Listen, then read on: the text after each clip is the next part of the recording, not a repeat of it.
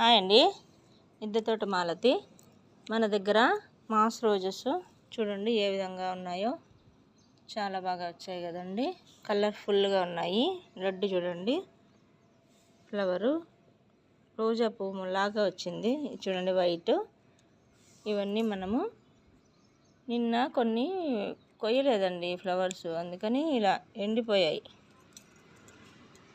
ఇంకని వాళ్ళకు వస్తున్నాను నేను. ఇవన్నీ పువ్వులు ఎప్పటికప్పుడు ఎండిపోయినవి తీసేయాలండి. నాకు నిన్న కుదరక ఇవన్నీ తీయలేదు, అందుకని అలా ఉండిపోయాయి. కొన్ని తీసాను, కొన్ని అలా ఉండిపోయాయి. అన్నీ తీసేసుకోవాలండి. చెట్టుకు ఎండిపోయిన పూలు పెట్టకూడదు. అవి ఉంచితే ఇప్పుడు ఉన్న పూలు తక్కువ వస్తాయి, రావాల్సిన పువ్వులు రావండి మనకి. ఎప్పటికప్పుడు తీసేస్తే మళ్ళీ మొగ్గలు వస్తాయండి. మీకు చూపిస్తాను చూడండి.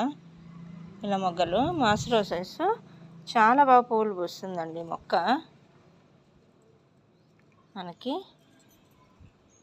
ఎన్ని పువ్వులు ఇస్తుందండి. మనకి పువ్వులు ఇలా కోసేసినవన్నీ వేస్ట్ కాదండి, మళ్ళీ మనం కంపోస్ట్లో వేసేసుకోవచ్చు. ఏవి వేస్ట్ కాదు. మనకు గార్డెన్లో కిచెన్లో ఉన్నటువన్నీ మనము మొక్కలకు వేసేసుకోవచ్చు.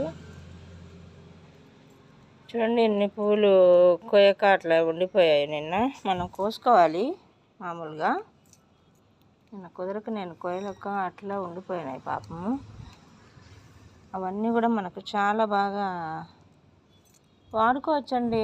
నేనైతే పటాలకి దేవుళ్ళకి కూడా పెడతాను, బాగుంటాయి కదా. చూడండి, చూడడానికి పువ్వులు ఎంత బాగున్నాయో, పెద్ద పెద్దగా రోజా పువ్వులు లాగా ఉన్నాయి.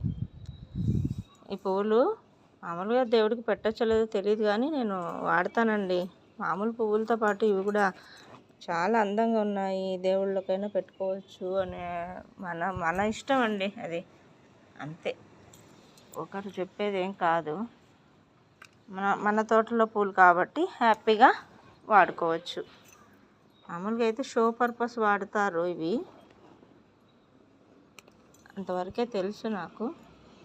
నేను పెడుతుంటానండి పర్సనల్గా, చాలా బాగా ఉంటుంది పెడితే కూడా. నా సంతోషం కోసం పెట్టుకుంటాను.